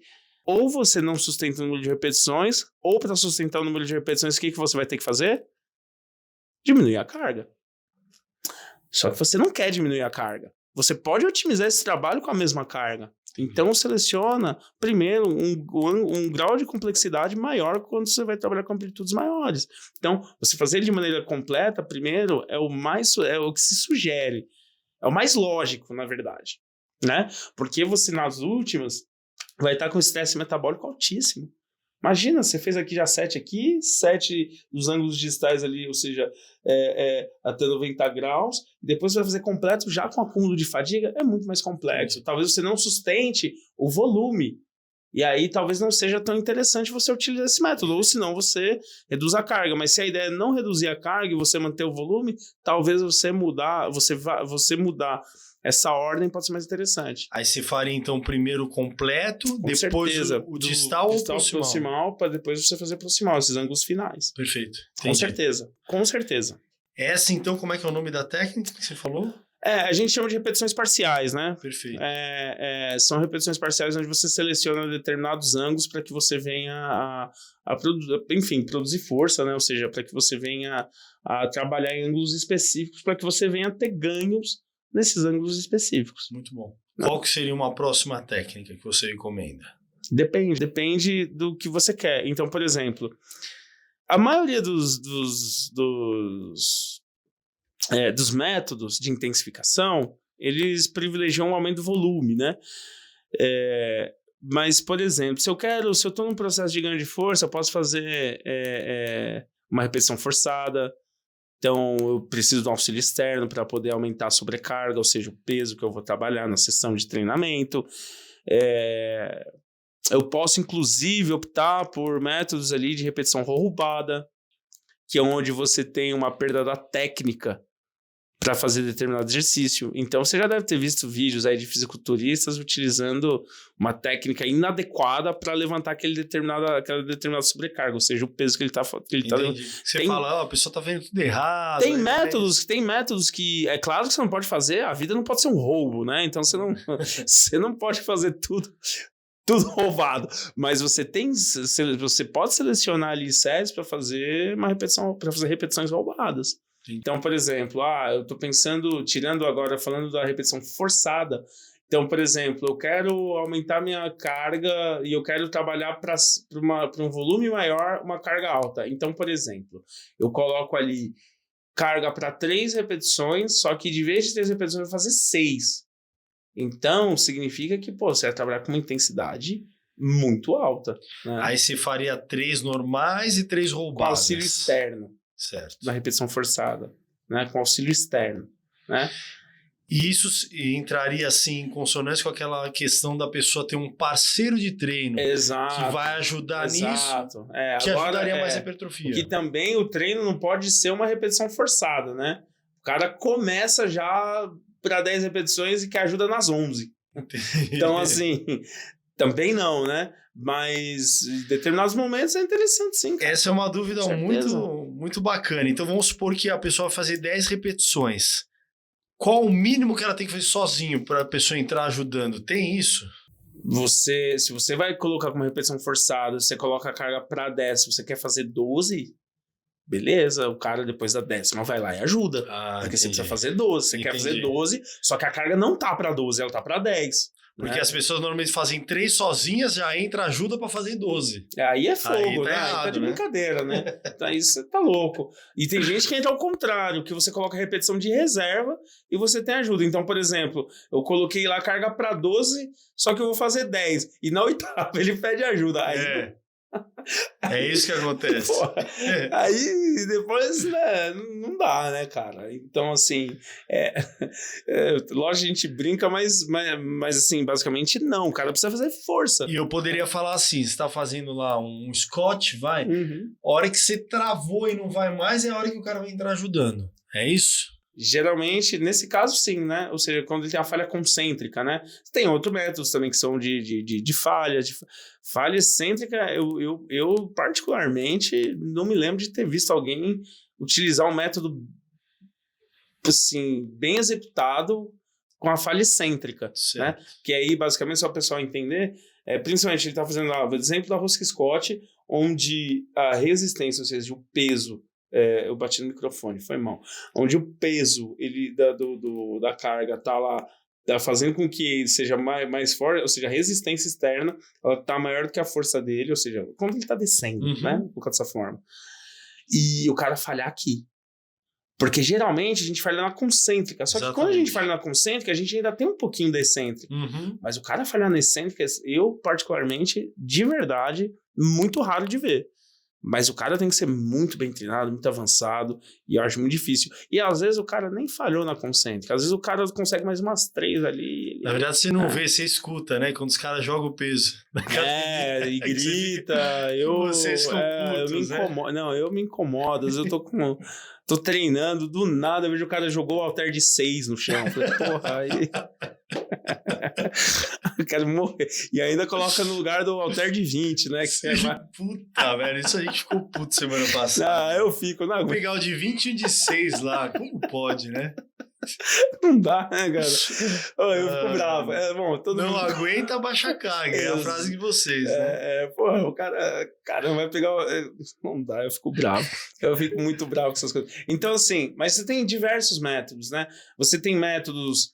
Esses métodos mais avançados, geralmente B7, são mais clássicos, né? Intermediário também utiliza. E o B7 precisa ser para o mesmo músculo ou pode ser agonista-antagonista pensando na hipertrofia? Geralmente, agonista-antagonista é chamado super série. E super série a gente tem 2 modelos de super série. Tá. Super série 1 e super série 2.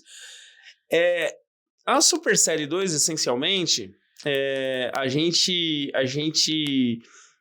observa, por exemplo, a gente tem o B7.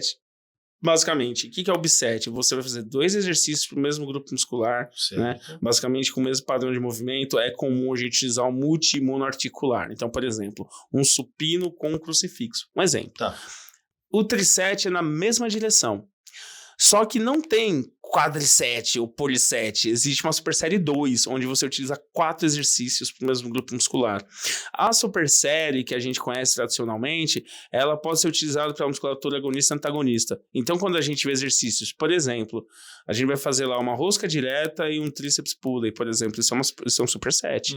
Ou seja, com o menor intervalo de tempo possível entre eles. Certo. Eu saio daqui com o halter, por exemplo, e já vou fazer ali a extensão do cotovelo, o tríceps braquial. Né? Um pulley, por exemplo.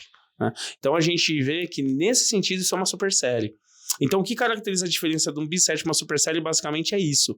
Mas o super série 2 é quando você faz ali basicamente mais de 3 exercícios para o grupo muscular. Então a gente chama isso de super série. Quando dá um exemplo, pra gente entender. Você vai fazer... eu também nunca vi isso, até porque você tem que ter uma academia só pra você, né? Entendi. Imagina, lá 7 da noite, 0 possibilidade. Nossa, imagina o cara fazer aqui, um supino da barra, reto. Aí depois ele vem, já sai, faz um supino com halter. Depois ele faz um crucifixo halter e de repente, sei lá, um crucifixo na máquina, por exemplo. Você está fazendo 4 exercícios para o mesmo grupo muscular. Aí nesse não tem agonista-antagonista, é só para o mesmo. Só para o mesmo grupo muscular. Entendi. Então, basicamente, eu nunca vi.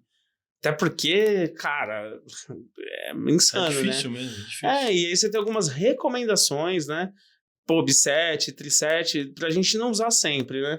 Tem recomendações de B7, triset, por exemplo, até drop set 2, 3, até 4 semanas no máximo, porque vai gerando estresse muito grande do processo do treinamento. Entendi. É cansativo, pesa, dói, é chato. Então você tem recomendações. Então, geralmente não se usa por muito tempo ali ao longo do processo do treino, sabe? E aquela técnica do rest pause? O rest pause também é interessante, né, que você consegue acumular um grande volume, você tem uma manutenção da intensidade, ou seja, da carga. Explica o protocolo certinho, como é que funciona aí. Então, você tem recomendações de você fazer, você seleciona a carga, né, por exemplo, para 10 repetições, né, e aí você pode fazer por exemplo, as séries com intervalos curtos, entre 15 a 30 segundos, né? Então, você vai fazer entre 15 a 30 segundos, mantendo aquela carga, né? Então, a ideia do rest pause é que você faça justamente com intervalos mais curtos de trabalho. Não é fora do comum, já vi algumas aplicações de rest pause, assim, você seleciona o número de repetições para aquele indivíduo fazendo aquele exercício. Então, eu vou dar um exemplo para você. O cara vai fazer a cadeira extensora. Certo. Ele vai selecionar 55 repetições e vai ajustar a carga para 10 repetições. Então, ele vai fazer as 10 repetições, vai dar um intervalo de 15 segundos, e aí esse indivíduo vai fazendo até a falha concêntrica, por exemplo, ele fez mais 8, então são 18. 15 segundos de intervalo, ele fez mais 5, então são 23, até completar 55 repetições. Entendi. Tem esse modelo de aplicação também do rest pause, né? São variações que existem do próprio rest pause. Mas, essencialmente, ele consiste em intervalos curtos e na manutenção da intensidade desses intervalos curtos. Quando eu falo intensidade, para ficar claro nesse caso, é o peso que ele está carregando, ou sobrecarga. Tudo bem? Perfeito. Então, são variações. É bem interessante, é um método que ele aumenta ali de maneira importante a densidade de trabalho, então você está colocando uma razão entre trabalho e repouso menor. Isso basicamente provoca um grande estresse metabólico que também pode ser interessante para a hipertrofia. Ele gera sinalizações importantes para a hipertrofia, até porque é uma manutenção de carga relativamente alta, né? Entendi. Tem literatura mostrando de 60%, 70% de um RM, enfim.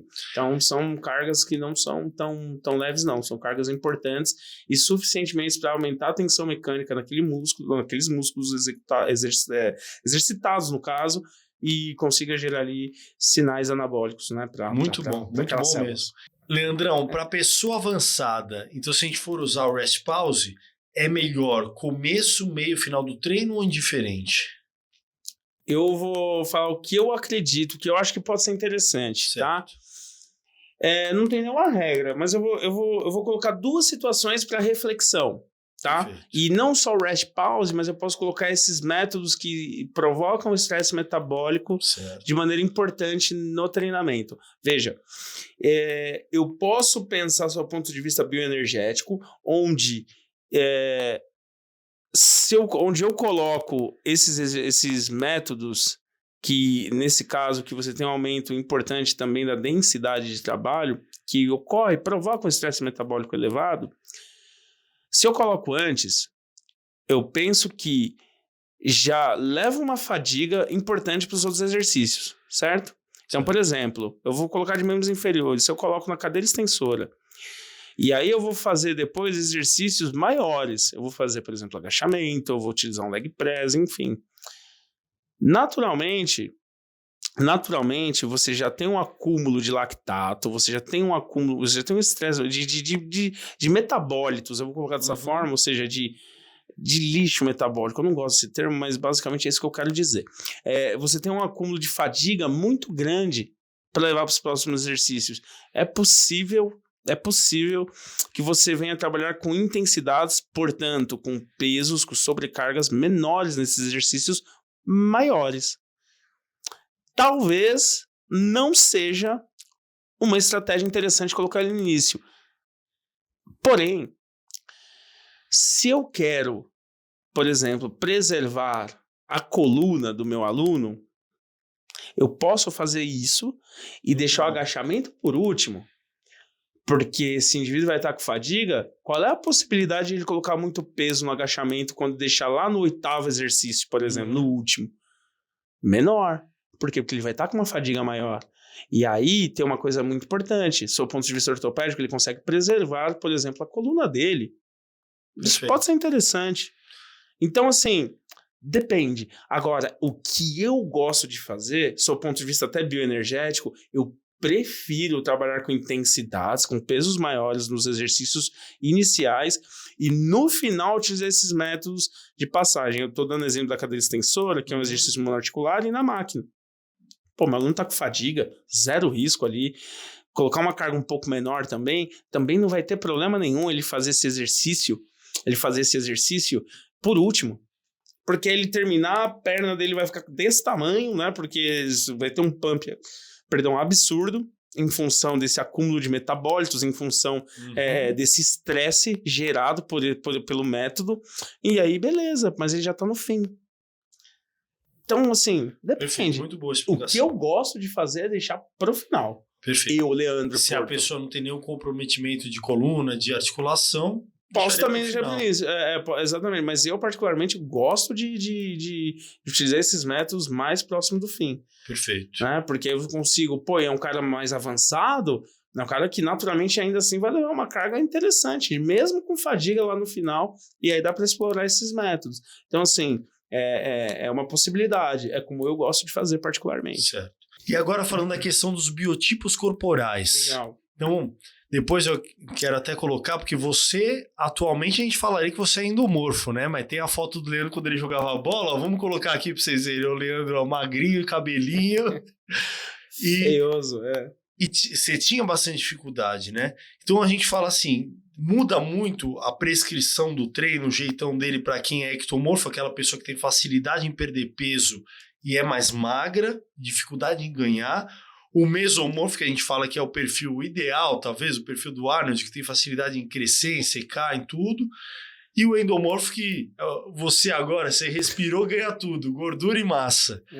Tem variação para montar o treino dessas pessoas com diferentes biotipos corporais? Veja, é interessante, porque eu vejo muita gente falando disso, e aí já vou colocar uma outra situação que eu acho que é interessante, né? Eu vejo a galera falando, não, treino para hormonizado, não sei o que, e não hormonizado.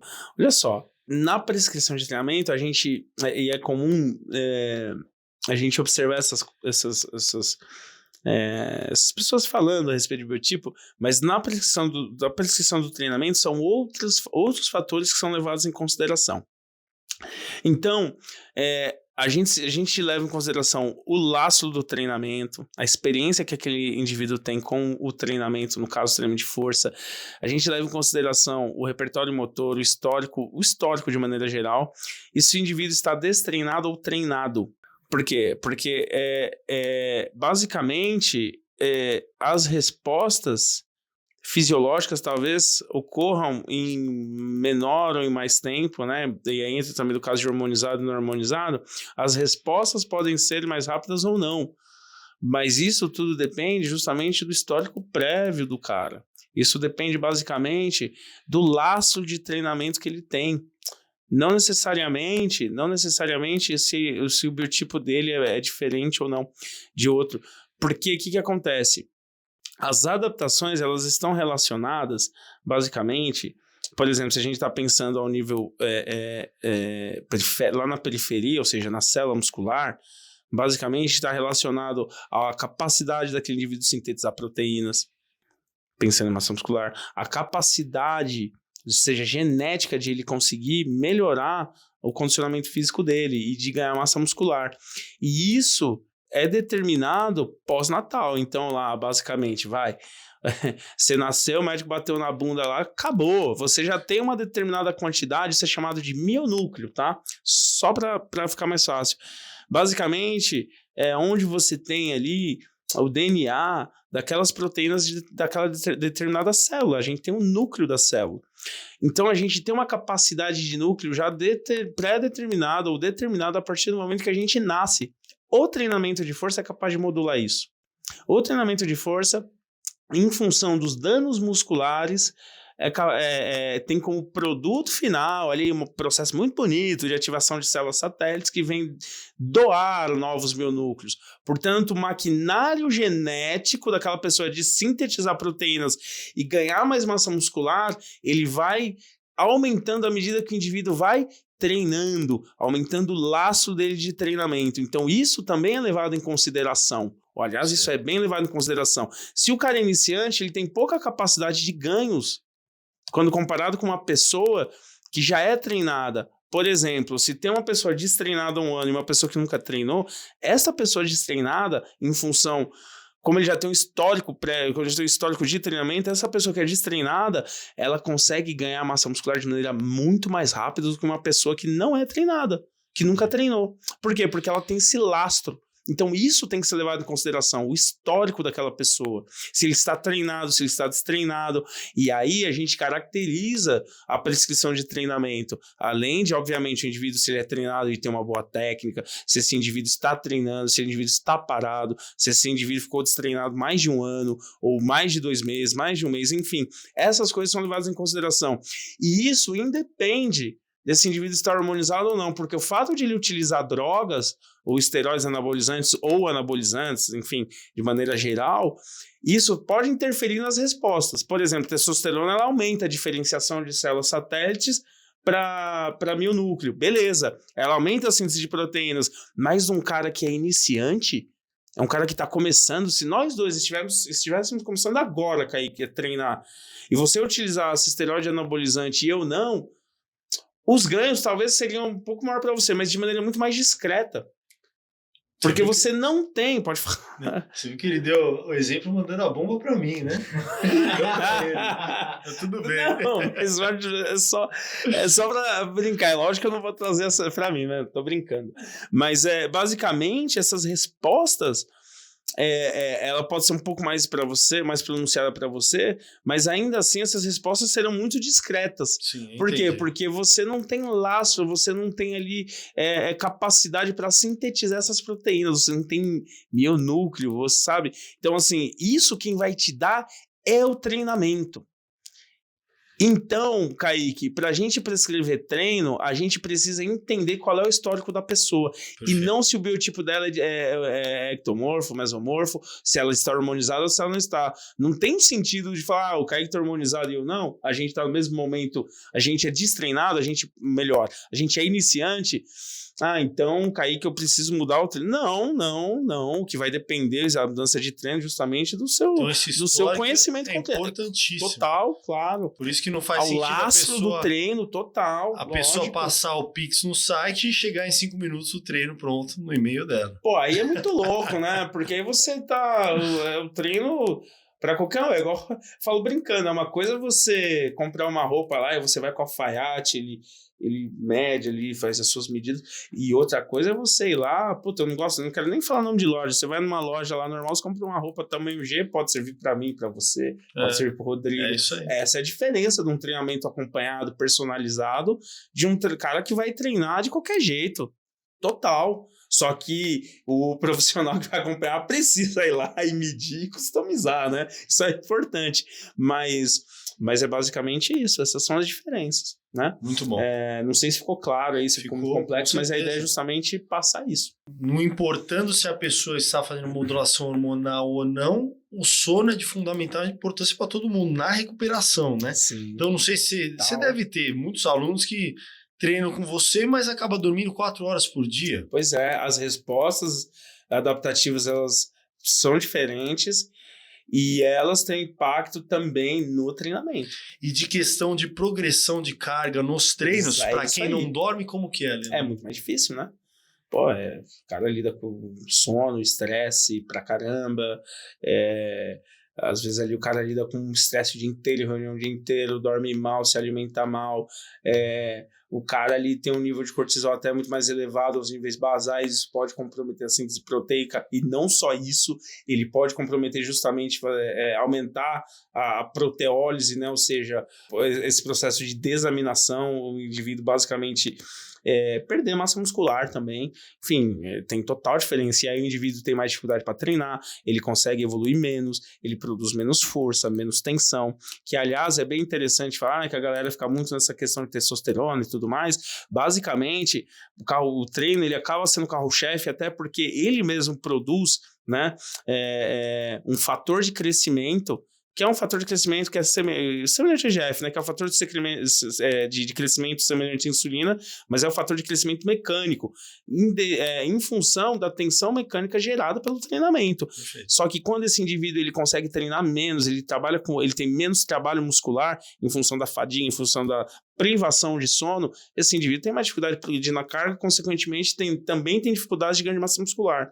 Além de toda a alteração ali, não só dentro da célula, né, mas principalmente o meio que não contribui, né, o meio interno, ou seja, eu estou falando, o indivíduo tem mais dificuldade de uma secreção maior de cortisol aos níveis basais, privação de sono, aumento das citocinas pró-inflamatórias, aumento de radicais livres, enfim, ele tem muitas dificuldades de melhorar o desempenho dele de maneira geral, não só para ganho de massa muscular, mas para ganho de força, inclusive com problemas que vêm agravar a saúde dele em função disso daí, em função dessa privação do sono. Muito bom. E quero comentar de um hormônio que a gente estuda bastante, né, Leandrão, que é a melatonina. Legal. Que melatonina é o principal hormônio que nós temos no corpo, melhor antioxidante, que é produzido durante o sono. E a produção ideal dela é quando a pessoa dorme, acorda, vamos começar assim, antes do sol nascer, por exemplo, acordou 5 da manhã e vai dormir antes das 8 da noite. Quem consegue fazer isso hoje em dia? Ninguém. Então já vai ter uma produção deficiente da melatonina para ajudar nessa recuperação. E ainda a pessoa dorme pouco, então dorme fora do horário, da faixa de horário ideal para a produção de melatonina e dorme pouco.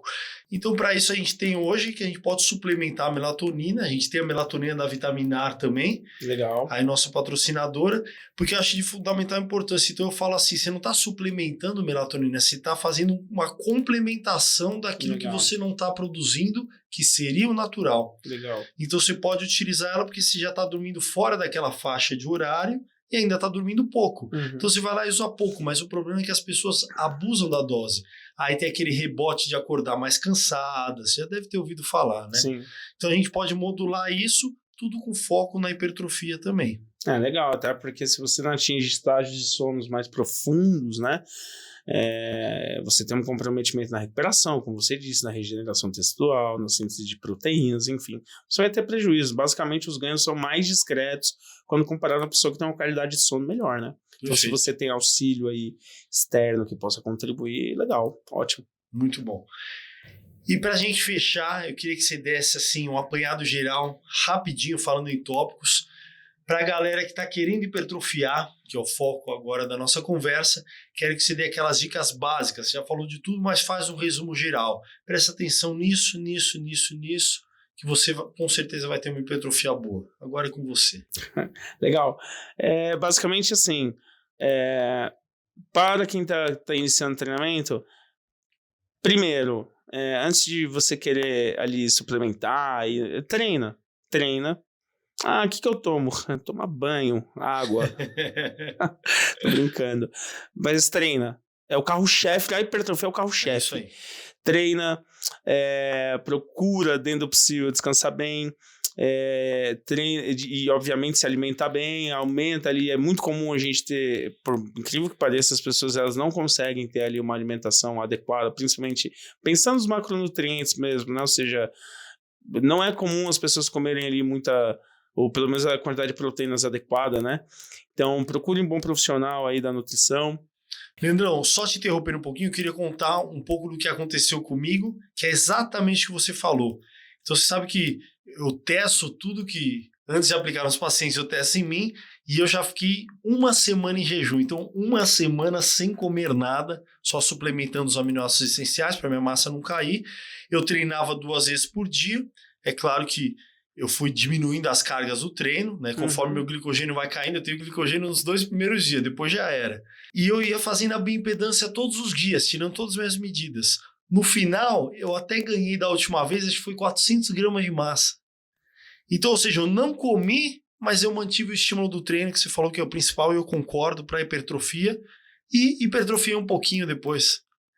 Então, assim, o corpo, é lógico, ficou naquele limite, mas eu tenho essa mesma noção que você. Com certeza, o treino para hipertrofia é o maior estímulo que a gente pode dar. Sim. Obviamente que a alimentação ela vai ser... ela vai otimizar de maneira importante, óbvio, né? Mas sem o treino, você não tem como você... Sem você provocar um estresse, né? Uma perturbação nas suas células musculares, elas não vão se adaptar a esse estresse. Você precisa de um estresse para que ela se adapte a esse estresse. Colocar dessa forma. Então, você precisa com que ela, para ela gerar essas adaptações, vai ocorrer uma série de fenômenos biológicos para que ela suporte aquele estresse, que é o treinamento com peso, mas você precisa submeter ela a esse estresse, né? Provocar ela, perturbar essas células para que ela consiga suportar aquelas perturbações e perturbar de maneira sistemática, né? Para que ela se adapte, claro, para que ela se adapte, né? Porque como a gente falou, essas adaptações não ocorrem da noite para o dia, nem de uma semana para outra, elas ocorrem ao longo de um processo, ao longo de semanas, né? Então, isso é muito importante, tanto que essas adaptações, como eu disse, primeiramente a gente vê ao nível neural, obviamente depois a predominância começa a ser mais periférica, das células musculares de fato, né? Enfim, mas que treine mesmo, né? Que é o fundamental, né? Melhore ali a técnica, enfatize amplitude de movimento, ação excêntrica, para que ela consiga descansar bem, se alimentar bem, né? E obviamente procure um profissional que acompanhe de fato as progressões do treinamento, porque esses artigos que a gente observa, os ganhos mais expressivos do treinamento com pessoas acompanhadas, são as que de fato conseguem entender os momentos adequados para que haja progressão de carga. E sabe o que eu acabo falando para os pacientes? Quem não tem condições financeiras de ter um personal lado a lado, pelo menos separa um dinheiro para um personal montar o treino, porque ele vai montar e vai acompanhar. Claro. Então não ficar tão aleatório ir na internet caçar um treino. Então pelo menos você tem alguém que monte o treino, que vai sair talvez mais em conta do que está lá lado a lado, legal, mas você tem alguém para acompanhar. Óbvio, necessário, muito necessário. E você batendo na tecla de novo, tem que ter essa evolução das cargas tudo planilhado, né? Tudo programado, você programa as cargas, né? E não só isso, muitas vezes a gente vai ter mais dificuldades, mas assim, a compreensão ali também das necessidades, dos desejos, sentimento de alguns alunos, para que a gente ofereça as melhores ferramentas para os alunos. Por exemplo, tem aluno que determinados exercícios ele vai ter dificuldade de fazer porque ele não gosta, ou porque ele não quer, às vezes ele está cansado e negligencia de fato. Mas se você é um treinador que tem outras ferramentas para oferecer para ele naquele momento, naquela circunstância, para que ele consiga treinar e não perder essa progressão, essa evolução, o treinador consegue oferecer ferramentas. Na prática, por exemplo, o cara não tá legal para agachar, tá cansado, estressado, mas você tem outras ferramentas para atingir aqueles músculos que você pretendeu, que você colocou para que ele trabalhasse em determinado volume, em determinada intensidade, utilizar outras ferramentas para que ele venha alcançar e venha não deixar de treinar, portanto, você conseguir otimizar o trabalho dele, né? Ou seja, para que ele consiga atingir aquele volume muscular de treinamento semanal, e que ele não tenha prejudicado a evolução dele, mas quem vai conseguir fazer essas alterações é justamente alguém que tem um conhecimento. Perfeito. Eu tenho uma última pergunta, uma curiosidade. Dentro dessas técnicas para o intermediário e para o avançado, as técnicas mais avançadas que você falou, a gente poderia considerar a isometria uma técnica? Não, a isometria é uma ação muscular. Você pode utilizar ela porque, na verdade, os métodos nada mais são do que manipulações das variáveis do treinamento. Então, o que a gente falou? Do rest pause, que você está manipulando ali um intervalo, né? E uma manutenção da intensidade. À medida que o drop set, você está manipulando também o intervalo, basicamente você tem o menor intervalo possível, só que você está manipulando a intensidade, ou seja, você está reduzindo o peso, né? O biset, né, o triset, você está ali para fazer determinado volume, você está manipulando a densidade. Então, e no rest pause também. Basicamente, os métodos, a repetição parcial, você está manipulando ali a amplitude do movimento. Então, assim, você tem diversos, esses métodos já consagrados, eles nada mais são do que a manipulação das variáveis. O que são as variáveis? Intervalo de trabalho, intervalo de repouso, intensidade, volume, amplitude de movimento, ações musculares, que ela pode ser concêntrica, excêntrica e isométrica. Nós podemos utilizar a isometria para aumentar o estresse metabólico, por exemplo, em alguns casos, né? Mas assim, a isometria ela não é um método, nada mais é que uma ação muscular. Ela pode ser utilizada, mas eu particularmente não utilizaria ela de maneira isolada, porque para hipertrofia não seria interessante. Agora, se eu quero aumentar o estresse metabólico, por exemplo, eu faço ali um leg press, eu faço uma cadeira extensora e depois eu peço para o meu aluno ficar em isometria com flexão de joelho lá em 90 graus por 30 segundos. pô, o cara vai ter um estresse metabólico no quadríceps bem interessante, né? Então, eu estou utilizando uma ação muscular para provocar um estresse metabólico, utilizando outro exercício que tem ação concêntrica e excêntrica, entendeu? Sim. Então, assim, mas ela, de maneira isolada, talvez não seria a melhor estratégia. Para hipertrofia, não é tanto. Não vejo, não que não possa existir, possivelmente, não sei se existe, mas até onde eu li, até onde eu sei, os estudos aí mostrando hipertrofia com ações isométricas não são interessantes. Perfeito. Né? Seria mais para a questão de trabalhar a parte da articulação ou não? Talvez ali, por exemplo, se você está utilizando para o core, por exemplo, isometria, pode ser interessante, porque, por exemplo, você não anda o tempo inteiro fazendo flexão e extensão do tronco, certo? Você deixa o seu tronco nesse momento, como você está quando eu me coloco, por exemplo, faço essa extensão do tronco, na prática eu estou em isometria no meu core. Certo. Ou seja, o meu tronco ele está, ou seja, meu abdômen e os grupos eretores da coluna, eles estão trabalhando em isometria. Então, talvez, para melhorar ali sua capacidade funcional, trabalhar o core em isometria pode ser uma estratégia legal. Entendi. Por exemplo. Perfeito. Entende? Por quê? Porque isso vai trazer essa força para uma funcionalidade de maneira interessante. Diferente quando eu vou fazer abdômen, fazendo ações concêntricas e excêntricas. Perfeito. Talvez seja mais interessante a isometria, por uma questão de funcionalidade, por uma questão de especificidade, melhor dizendo. Entendi. Entendeu? Muito bom. Leandrão, foi sensacional a conversa Show aí de com bola. você. Que você tem esses dois lados que eu já comentei, a prática e a teoria aí veio do mundo acadêmico, ainda tá nele, né? Espero continuar um tempinho aí. E você gosta, você é professor, explica super bem. Legal. E a próxima gravação a gente vai marcar um treino e gravar o treino. Opa, vambora. E agradeço o convite. Parabéns aí pela iniciativa. Obrigado. Realmente, tá ficando bem legal, tá ficando bem feito. Eu acredito que você trazendo aí os profissionais adequados aí, capacitados, você vai ter muito sucesso aí nesse novo desafio, nessa nova empreitada aí. Valeu, parabéns mesmo, cara. E espero você aqui mais uma vez com outro tema. Opa, aí a gente conta as mentiras aí, tô brincando. Valeu, Kaique. Valeu, obrigadão. Pessoal, tamo junto, Rodrigão, obrigado. Valeu. Até o episódio 2. Valeu. Show de bola.